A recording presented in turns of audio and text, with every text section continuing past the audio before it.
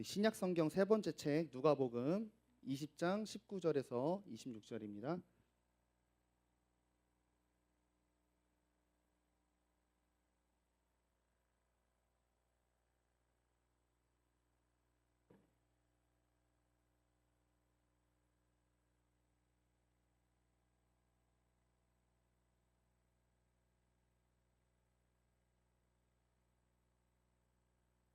신약 성경 세 번째 책 빨간색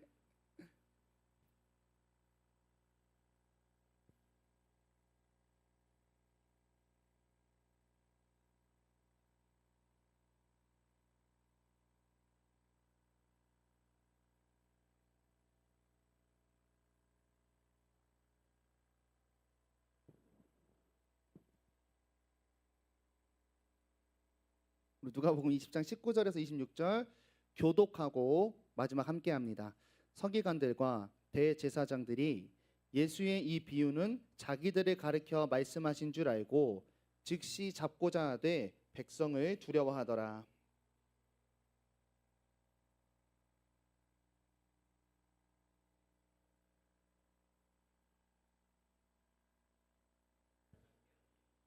그들이 물어 이르되 선생님이여 우리가 아노니 당신은 바로 말씀하시고 가르치시며 사람을 외모로 취하지 아니하시고 오직 진리로서 하나님의 도를 가르치시나이다.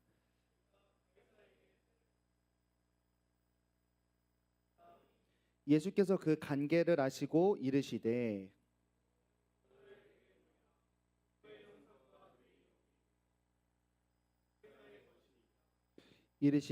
그런즉 가이사의 것은 가이사에게 하나님의 것은 하나님께 바치라 하시니 그들이 백성 앞에서 그의 말을 능히 책잡지 못하고 그의 대답을 놀랍게 여겨 침묵하니라. 아멘. 우리 돌려드리라라는 제목으로 말씀 나눕니다. 여러분 그리스도인은 여러 차례 말씀드렸지만 나그네라고 많이 표현합니다. 성경에 직접 나그네 같은 인생이라고 써 있기도 하죠.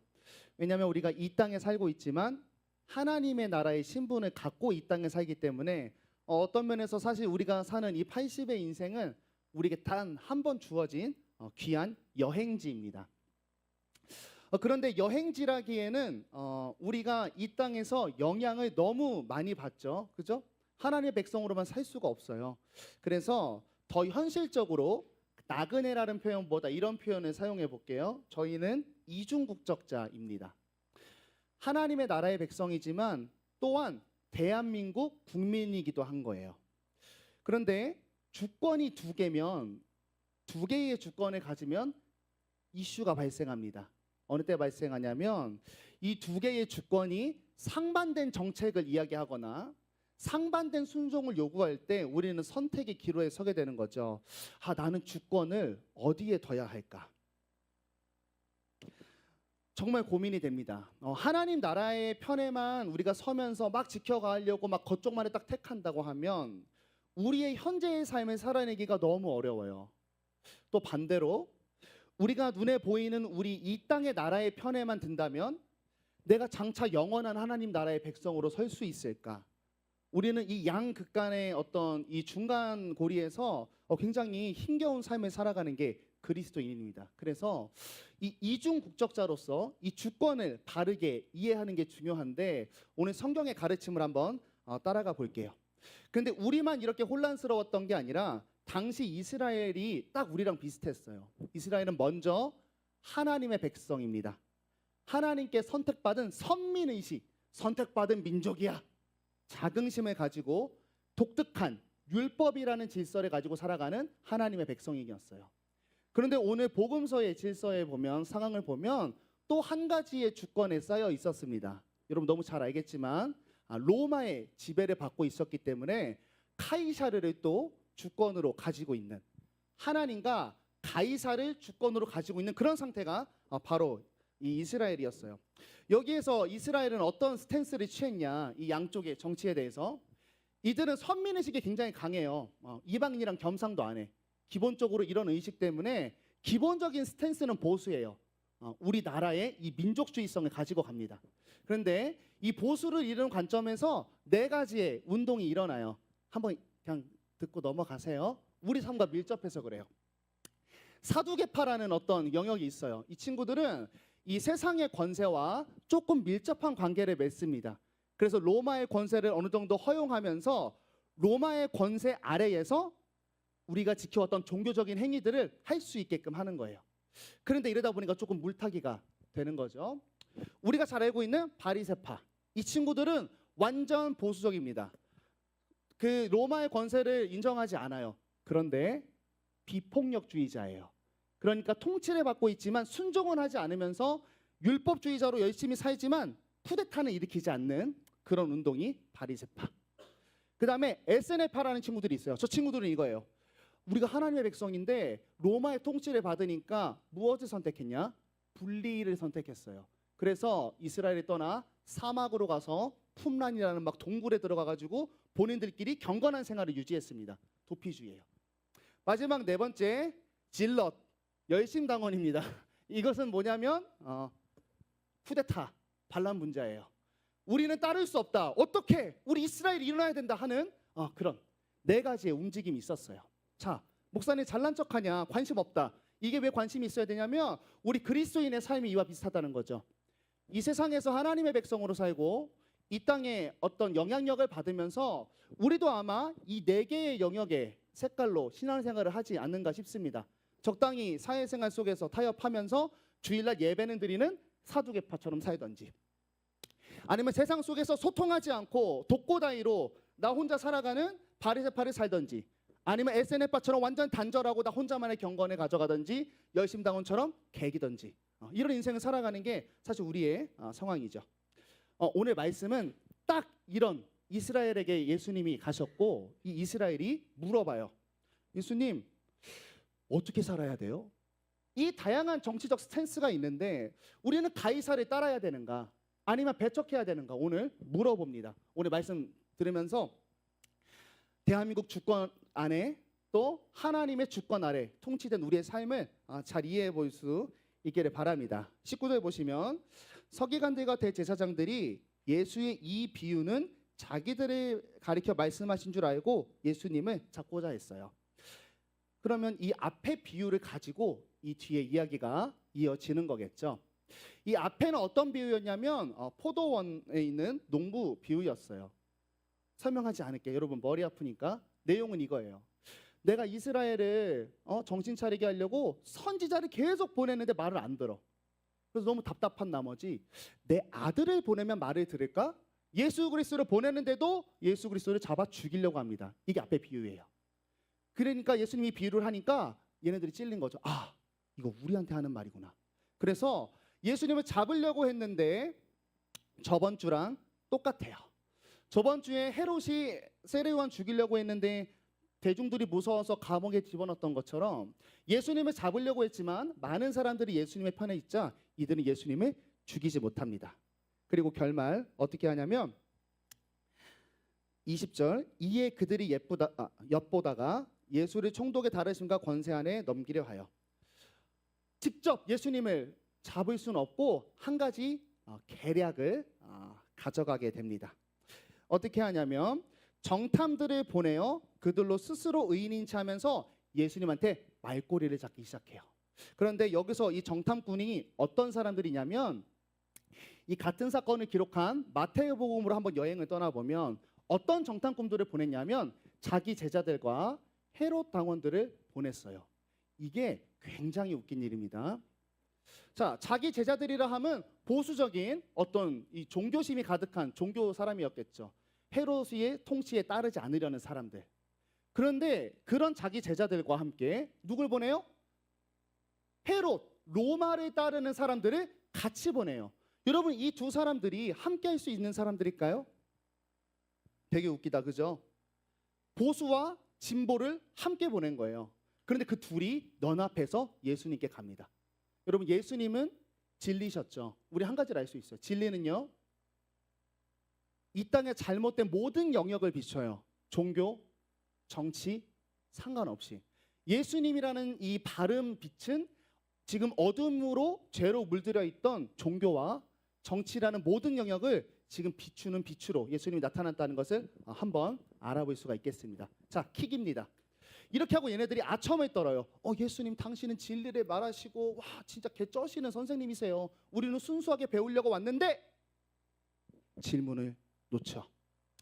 예수님의 모든 사람 앞에서 와 질문을 해줘야 되는 사람처럼 나는 순수한 사람처럼 얘기함으로써 내가 뭔가 질문했을 때 예수님이 답변을 할 수밖에 없도록 덫을 치고 지금 질문합니다.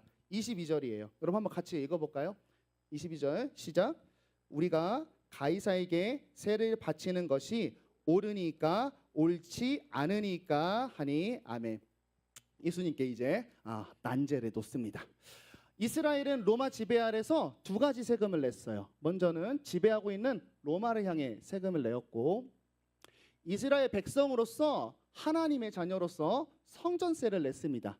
자, 로마 세금은 이제 로마를 운영하고 로마의 군대들을 또 운영하고 로마 황제를 위해 쓰였던 그런 세금이에요. 그래서 1년에 몇 번 내는 정도가 아니라 뭐 인두세부터 시작해서 여러 가지 명목으로 세금을 걷어갔어요. 자, 성전세는 뭐냐면 1년에 딱 한 번 내는데 이제 성전을 운영하고 이제 제사장들 제사하는 그런 것들을 돕기 위해서 냅니다. 내는데 중요한 거 이것만 짚고 넘어가세요. 자, 내는데 이 돈을 낼 때 동전에 대한 이슈가 있어요. 로마 세금을 낼 때는 데나리온이라는 동전을 냅니다. 로마가 지배해서 로마에서 발행한 화폐예요. 이 화폐가 지금 오늘 이슈가 되는 게 뭐냐면 이 화폐에 뭔가 적혀 있어요. 카이사르의 면상이 있습니다. 그 다음 뭐라고 적혀 있냐면 신의 아들 가이사르 이런 식의 내용이 동전에 박혀 있어요. 그래서 성전세를 낼 때 이스라엘은 어떻게 저런 불경한 동전으로 성전세를 내겠어. 그래서 성전 앞에서 얘를 환전해주는 환전상이 있었어요. 여기에는 이제 카이사르를 찬양하는 문구는 없었죠. 근데 아이러니한 건 이제 티레라는 은화로 냈는데 반세겔, 세겔은 단위예요. 티레를 냈는데 얘도 사실 이방신이 그려져 있긴 해요. 근데 거기에 종려나무가 또 그려져 있어서 종려나무는 이스라엘을 상징한다. 얘보단 낫다 이러면서 이제 이런 동전을 내곤 했습니다. 여러분 로마라는 나라는요 이스라엘뿐 아니라 모든 지배국들에게 이 데나리온을 사용하게 했습니다. 그래서 돈을 쓸 때마다 황제의 신적 권위를 세뇌시키는 거예요. 그리고 두 번째, 여러분 화폐는 이 세상에서 무적이고 만능입니다. 그래서 이 데나리온을 통용하게 하면서 이런 삶의 고백을 하게 만드는 거예요. 카이사르의 은혜로부터 황제의 영향력에 우리는 지배하려 있다. 그 은혜를 받고 내가 살아간다는 고백이 있는 거죠. 그렇게 정신을 완전 지배하는 그런 제도인데 여러분 그렇다 보니까 유대인들에게는 이게 굉장히 어려운 거예요. 우상숭배니까.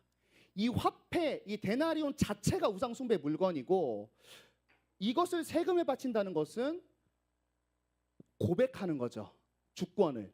그래서 이제 싫어했는데 가볼게요. 예수님한테 덫을 넣는 거죠. 예수님, 로마에다 세금 내야 돼요? 말아야 돼요? 덫을 놓습니다. 여러분 이게 굉장히 뱀처럼 간교한 질문이에요. 자, 세금을 내지 마라고 하면은 로마한테 꼬발라서 정치 반역범으로 잡혀갑니다. 한편 세금을 내라고 하면 예수님에 따르던 모든 유대인들이 어떻게 우상숭배를 하라고 우리에게 말할 수 있느냐. 여길로 해도 욕먹고 여길로 해도 욕먹는 완전한 덫을 지금 깔아놓고 예수님을 힘들게 하는 거죠. 여러분 이 질문을 하면서 이 정탐꾼들은 뭘 기대했을까? 세금을 내라 했을까? 내지 말라 했을까? 그들이 예측한 질문. 우리 이 말씀에서 단서를 찾을 수 있어요. 헤롯 당원에 같이 보냈어요. 정치범으로 잡으려고 했죠. 그러니까 세금을 내지 말라고 했을 거라고 예측했어요. 왜냐하면 지금까지 예수님이 왔던 이 행적들을 보니까 율법 마서야. 그리고 불의에 대해서 타협을 안 해. 그냥 성전 가서 그냥 채찍 휘두르고 난리 납니다. 칼춤 춰요. 그러니까 생각했어. 세금 안 내라고 할 거야. 근데 그런 식으로라면 종교법으로는 잡을 수가 없어요. 그러니까 헤롯 당원에 같이 보내서 세금 내지 말라 그러면 잡아가려고 한 거죠. 뱀처럼 강교합니다. 자, 이제 예수님 이 문제를 어떻게 풀어가는지 살펴볼게요. 자, 예수님의 대답입니다. 얘들의 이 관계를 아시고 이것을 요청해요. 바로 대답하지 않고 얘들아 데나리온 하나를 내게 갖고 와봐라. 누구의 형상과 글이 거기에 있느냐? 대답하되 가이사의 것이니라. 예수님이 이 세금 문제로 질문했는데 거기에 답변하지 않고 동전을 갖고 와서 이 그림 언어로 뭔가 티칭을 하고 싶은 거예요. 자, 아까 얘기했지만 이 로마 동전에는 가이사리의 형상과 가이사르가 신의 아들이라는 글이 써져 있습니다. 그리고 예수님이 얘기하세요. 이르시되 가이사의 것은 가이사에게 바치라 했어요. 저 바치라라는 뜻이 오늘 설교 제목입니다. 저 바치다라는 것은 다시 돌려주다라는 의미가 있어요. 야, 가이사가 그려진 것은 가이사 거잖아. 돌려줘라. 이렇게 얘기합니다. 여러분 이게 엄청난 예수님의 지혜예요. 1번 로마 측에서는 불만 가질 게 없죠. 세금 내라 그랬으니까. 문제는 이제 유대인들에게 이게 어떻게 받아졌냐인데 엄청 지혜로우시죠. 원래 유대인 측에서 세금을 낸다는 건 어떤 개념이었냐면 세상과 하나님 중에 세상을 선택하는 우상숭배였어요. 근데 예수님이 동전을 갖고 와서 이들의 인식을 바꿔버려요. 동전 안에 있는 형상과 글로 집중하게 해서 이런 이야기가 돼버린 거죠. 야, 신성 모독하는 물건 갖다 줘버려라. 인식을 바꿔버렸죠. 세금도 내고 신성 모독의 물건을 걔한테 돌려줘라라고 얘기하면서 예수님이 엄청 지혜롭게 이 함정을 넘어가십니다. 쩔죠. 그러나 우리에게 의미는 없어요. 보현이가 박수를 쳤는데 자, 우리에게 의미가 없어. 예수님이 진짜 하고 싶은 건 뭐냐? 그들의 함정을 넘어가고 예수님이 진짜 하고 싶었던 얘기, 오늘 동전을 굳이 갖고 오라고 해서 보여주고 싶었던 이야기가 있어요. 바로 뭐냐면 하나님의 것은 하나님께 바치라라고 하는 새로운 메시지를 주는 거예요. 저게 뭔지 한번 짧게 살펴보겠습니다. 자, 이 메시지는 두 가지 측면에서 메시지가 있어요. 먼저는 이 당시의 시간으로 넘어가면 지금 종교 지도자들이 예수님 욕했죠. 이 메시지는 첫 번째로는 종교 지도자들을 지적하는 메시지예요. 두 번째는 이 메시지는 시대를 넘는 보편적인 진리로서 우리에게 메시지가 있어요. 이 두 개를 살필게요. 먼저 당시 사회에 갑니다. 아까 내용을 쭉 살펴보니까 이 데나리온이라는 동전이 가이사의 것이라는 근거를 무엇으로 삼았냐면 가이사의 형상과 글이 있기 때문이라고 했어요. 자, 같은 논리로 그러면 하나님의 것은 뭘까요? 하나님의 형상과 하나님의 글이 있는 게 하나님 거겠죠. 이스라엘의 입장에서 하나님의 형상은 무엇이냐면 이스라엘이 갖고 있는 토라, 율법, 하나님과 함께 역사한 역사가 있는 이스라엘 자체가 뭐냐면 하나님의 형상과 글입니다. 물어보는 거죠. 너희 지금 세금 내냐면 나한테 시비 거는데 너희는 하나님의 나라로서 너희 자신을 하나님께 드리고 있느냐 물어보는 거예요. 자신을 대적하는 종교 지도자들을 향해 이렇게 이야기하는 거죠. 여러분, 이스라엘 지금 종교 지도자들은 시종일관 하나님을 예배하는 일에 실패했습니다. 하나님의 역사와 하나님의 흔적이 새겨져 있고 하나님이 주신 율법이 새겨져 있고 하나님의 왕이라고 모시는 이스라엘이라는 정체성이 있지만 하나님께 자신의 나라를 드리는 예배를 전혀 드리지 못했어요. 역사를 봤을 때 이스라엘은 하나님 한 분만을 진득하게 섬긴 적이 없습니다. 기본 스탠스가 양다리야. 양다리 해놓고 하나님 빼냐 마냐 이거 하고 있어요. 그리고 여러분, 이 신약 시대에는 아주 놀라운 쓰레기 짓을 했죠. 성전에서 이런 일을 했습니다. 성전에 와서 이제 제사 드려야 되니까 제사 드려야 되는 짐승을 시장가보다 높게 받아서 장사를 했죠.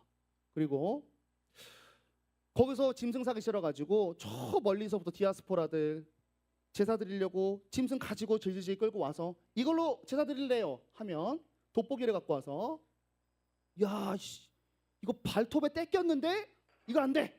그래서 또 자신의 제사 짐승을 성전에서 사게 했습니다. 더 열받는 거, 아까 환전한다 그랬죠. 환전할 때 환전 수수료를 비싸게 받아서 성전에 불렸습니다. 제사를 드리게 하는 중간에 중보자로 서가지고 뭘 하고 있냐면 로마 황제의 형상과 로마 황제의 글이 써져 있는 데나리온을 모으고 있었다는 거예요. 그리고 마지막, 우리만 아는 이 종교 지도자들의 결론, 하나님의 형상과 그를 넘으신 하나님 그 자체이신 예수 그리스도를 어디다 바쳤습니까? 로마에 바치게 됩니다. 예수님 첫 번째 말씀입니다. 너희는 가이사에게 세 바치고 이런 게 지금 문제가 아니라 너희가 하나님의 백성으로서 가이사를 섬길 수 없다고 막 이런저런 얘기하는데 그거 말고 일단 너희는 하나님의 백성으로서 하나님을 섬기는 예배의 삶을 살고 있느냐 먼저 이들에게 질문하는 거죠. 두 번째입니다. 보편적으로 이 문장은 당시 지도자들을 떠나서 보편적인 진리로 우리에게 한 가지 요청하는 거죠. 여러분 하나님의 형상과 그를 이야기하는데 여러분 너무 잘 아실 거예요. 이스라엘 말고 더 본질적으로 하나님의 형상은 무엇인가요? 더 본질적인 내용은 창세기에 써져 있어요. 창세기에 나오는 하나님의 형상은 뭔가요? 너무 쉬워서 말 안 하나 보다, 그죠? 창세기에서 이런 말이 있어요. 우리 앞부분만 땄는데 한번 읽어볼까요? 시작. 하나님이 이르시되 우리의 형상을 따라 우리의 모양대로 우리가 사람을 만들고 더 본질적인 하나님의 형상은요, 여러분 모든 사람입니다. 그리고 태초에 하나님이 천지를 창조하시니라. 여러분 우주 만물에는 뭐라고 써여 있냐면 하나님이 나를 만드셨다. 하나님이 나의 주인이시다. 결론 내면 여러분 하나님의 형상과 하나님의 왕되심을 고백하는 흔적과 형상과 글은 어디에 쓰여 있냐면요, 사람과 온 우주 만물에 쓰여져 있습니다. 여러분 오늘 이들의 이슈가 왜 발생했냐, 이들은 어떻게 시비를 걸 수 있었냐, 이것이 굉장히 중요합니다. 사람들은 이렇게 생각하고 있었어요. 세상에는 하나님이 통치하시는 영역이 있고 하나님을 떠난 세상, 악이 통치하는 영역이 있다. 그래서 이 세상은 하나님과 악의 영적인 대치 싸움이고 나중에 하나님이 아주 그냥 천사 몰고 가서 쓸어버린 다음에 빼앗겼던 하나님의 땅을 찾아간다. 이런 시스템을 갖고 있기 때문에 저렇게 주권을 여기 선택할래 여기 선택할래 질문이 나왔던 거죠. 근데 여러분 성경이 말하는 이 영역은 잘못된 영역입니다. 저것을 이분법이라고 하는 거죠. 성경이 말하는 통치는 이겁니다. 온 우주 만물이 하나님의 통치 안에 있는데 그 안에 가이사에게 통치권이 있는데 이건 역시 하나님의 통치 안에 있다라는 게 성경이 말하는 하나님의 주권이에요. 세상의 모든 영역이 하나님 안에 속했다는 겁니다. 여러분 우리 그리스도인들이 또 우리가 대부분 어떻게 생각하냐면 교회의 영역과 세상의 영역을 분리하려는 경향이 있습니다. 하나님은 과연 여러분 교회에만 계실까요? 우리가 흔히 말하는 세상에도 하나님이 계십니다. 교회도 세상도 하나님이 다스리는 영역입니다. 여러분 그래서요 중요합니다. 그리스도인은요 교회에 있는 질서뿐 아니라 세상의 법과 질서에도 순종하는 게 성경적입니다. 그 이유는 아이고 세상에서 먹고 살아야 되니까 타협 좀 합시다. 세상이 너무 무서워요. 하나님보다 더 세 보여요. 복종하는 의미에서 패배자의 의미에서 세상에 순종하는 게 아니라 하나님이 그곳을 통해서도 통치하시기 때문에 그 통치하는 권세도 하나님의 지혜로 주어졌기 때문에 우리는 그곳의 통치를 순종하게 되는 거죠. 이러면 이제 질문이 생겨요. 두 가지. 1번 여러분이 가장 하는 질문이죠. 알겠습니다. 세상 권세는 하나님의 권세라 통치에 순종하겠는데 요즘 정치판이 쉽지가 않아요. 옛날부터 이런 질문이 있었습니다. 목사님 세상에 나쁜 권세 악한 통치자가 있어도 우리가 과연 그 통치를 따라야 합니까? 엄청난 질문이죠. 종교개혁자 칼빈이 여기에 대해서 이렇게 답변했습니다. 없는 것보다 낫다. 다만 교회를 무너뜨리려거나 진리를 벗어날 때는 교회가 목소리를 내야 한다. 이것이 칼빈이 말한 정치관이에요. 없는 것보단 낫다. 왜냐하면 여러분 인간이 타락했기 때문이에요. 김 목사님 제 옆에 계신 짝꿍 목사님 우리 행정 목사님께서 그런 이야기를 했어요. 이제 하임이라고 너무 귀여운 그리고 표정이 한 500개 되는 아이가 있어요. 진짜 표정이 많아요. 너무 웃긴데 아이를 기르면서 김 목사님은 또 하나의 종교를 믿고 싶다고 했습니다. 그것은 바로 순자입니다. 성악설. 인간은 악하다. 그 아이를 기르면서 내가 가르치지도 않았는데 어떻게 지혜롭게 이렇게 악한 그런 싹들이 나오는지 놀랍대. 그 두 번째는 자기 자신을 보고도 놀랐대요. 내가 하이미를 향해 이런 마음을 품을 수 있다니. 성악설이 맞다. 하나님이 그래서 권세를 주시는 거예요. 여러분, 우리 인간은요, 통치하는 강제나 어떤 이렇게 force가 없으면 여러분 죄인된 인간 여기다 풀어놓잖아요. 세렝게티 자멸합니다. 강자는 먹고 먹다가 먹을 거 없어서 죽어요. 약자는 뭐예요? 잡아먹혀서 죽어요. 하나님 뭐 하시는 거냐면 예수 그리스도를 알기 전에 여러분 다 죽으면 안 돼요. 하나님께서 우리를 일단 보호하시는 거죠. 그래서 하나님 우리에게 베푸신 은혜를 두 가지로 얘기해요. 일반 은총과 특별 은총이 있습니다. 어렵지 않아요? 일반 은총은 예수를 믿는 자, 하나님이 선택한 자 상관없이 모든 만물에게 베푸는 은총입니다. 이거는 어떤 은총이냐면 세상이 잘 돌아가게, 자연이 잘 유지되게, 또 세상이 부서지지 않게 하시는 은총이에요.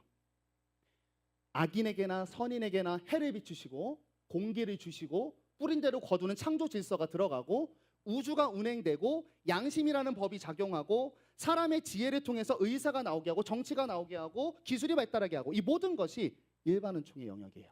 세상을 유지하려는. 그리고 특별 은총이라는 게 있어요. 하나님이 택한 여러분 같은 사람에게만 주시는 은혜. 바로 성경입니다.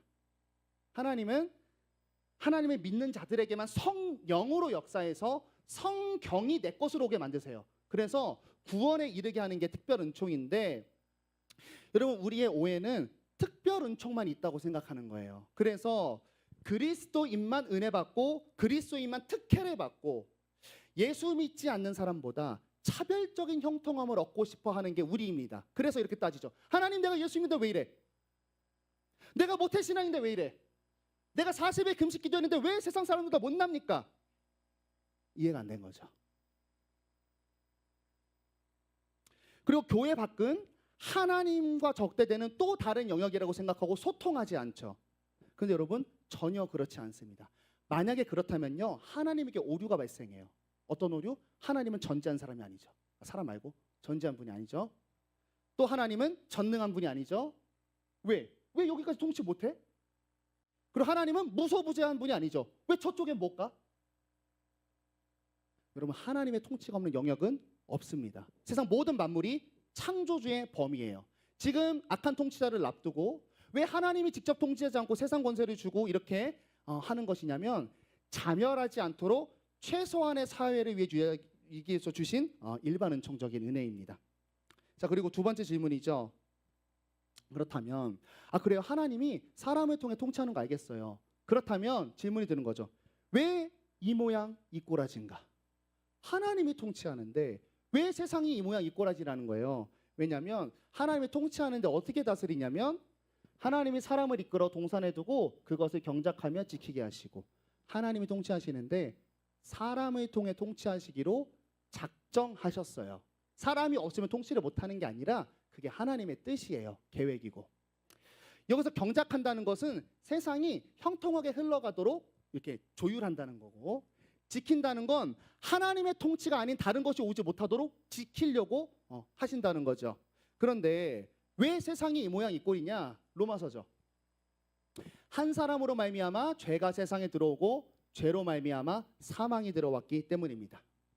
여러분 하나님이 부여하신 이 권세들이 이 땅을 말씀의 법으로 보호하고 형통하게 만들어야 되는데 타락한 정욕으로 세상을 관리하고 다스리기 때문에 이 땅이 이 모양 이 꼬라지라는 거예요. 성경의 설명은.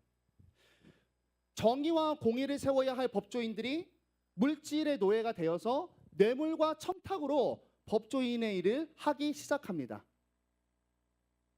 국민의 권리와 공익과 국민을 사랑하는 마음으로 일해야 되는 정치인들이 자신의 권익만을 위해서 부정부패를 일삼고 있습니다. 국민의 알 권리를 보장해야 하는 언론인들이 특정한 목적을 위해서 여론을 조작합니다. 여러분 세상의 혼돈은 그 책임은 어디에 있냐면 다스리는 권세를 갖고도 그릇되게 행하는 죄로부터 세상의 망함이 나오는 거예요. 근데 왜 우리는 항상 하나님을 원망하고 욕하고 불평할까요? 전 알고 있습니다. 왜냐하면 여러분도 그리고 저도 사실 이걸 기대한 거예요.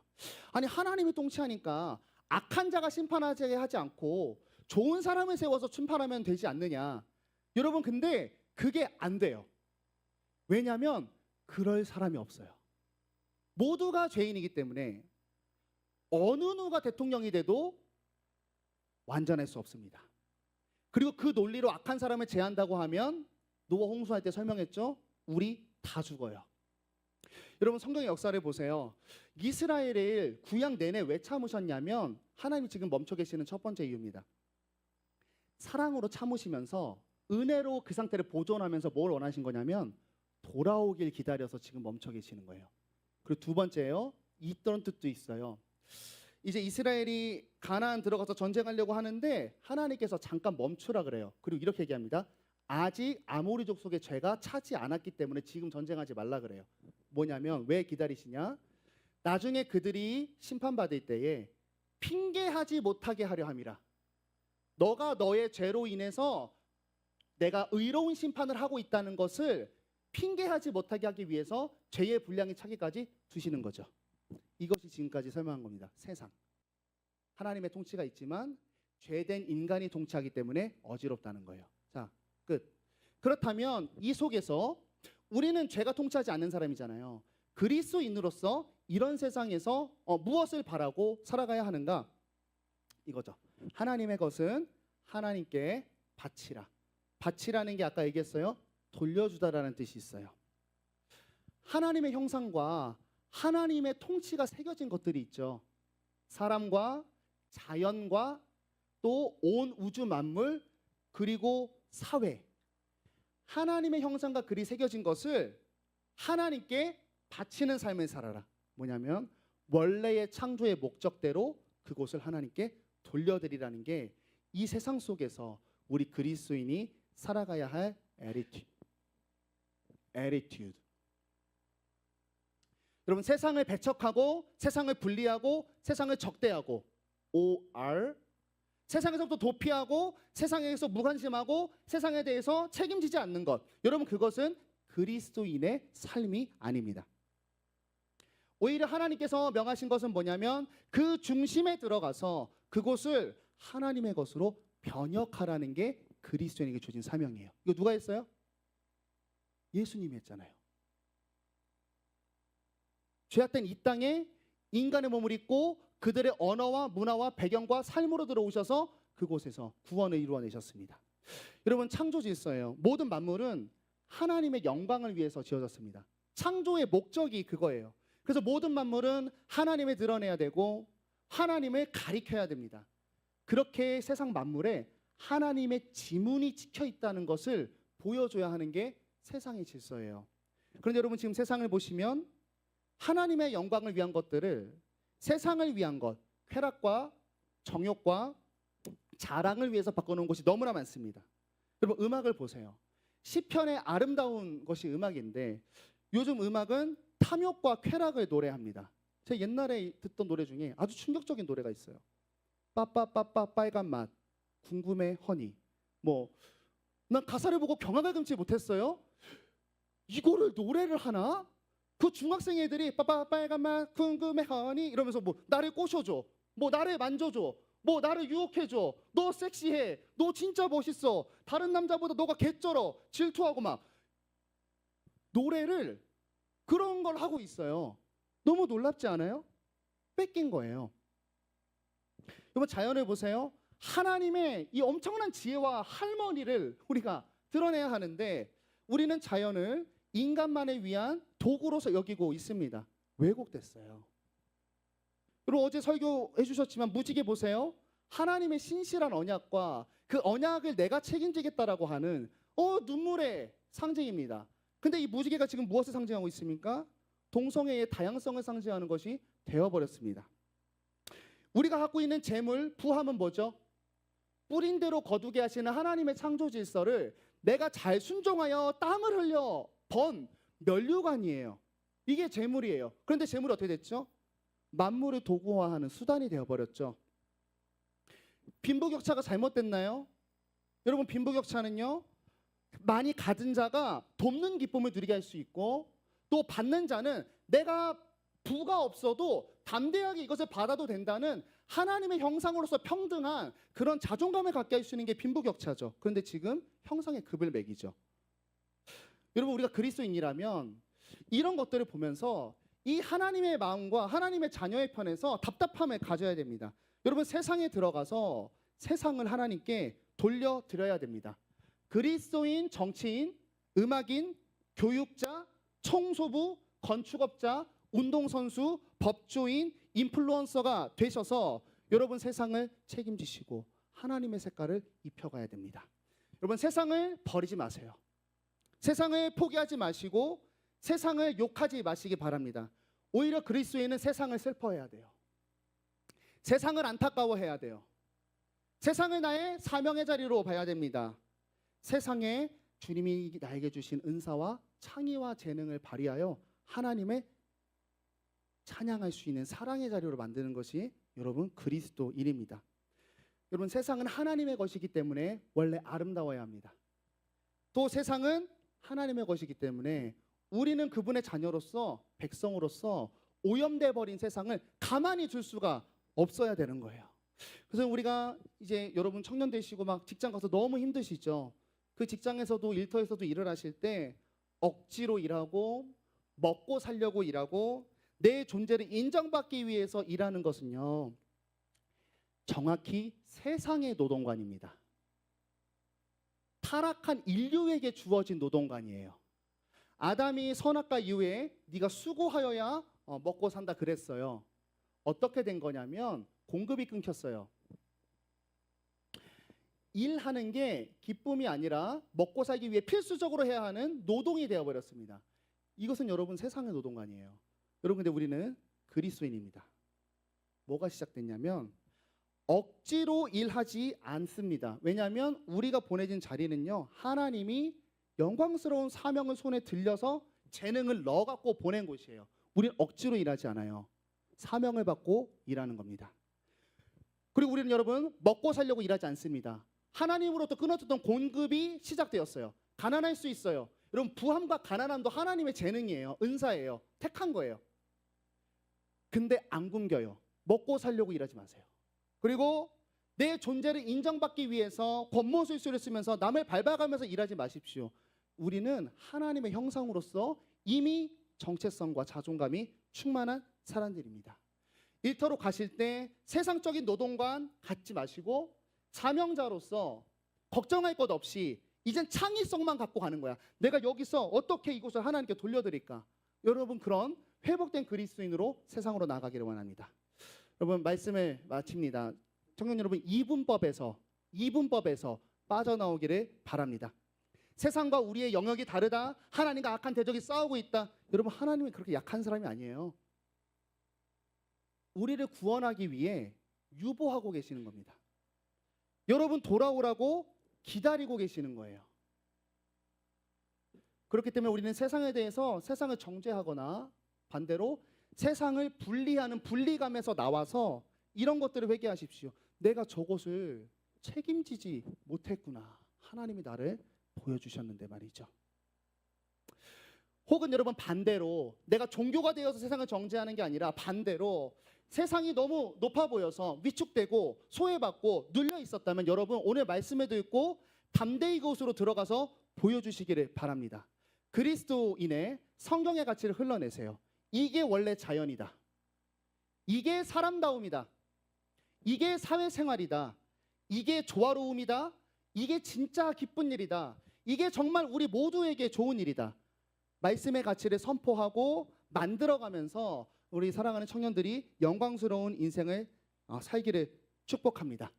가이사의 것은 가이사에게, 하나님께서 여러분에게 주어진 질서 안에서 그 안에 들어가십시오.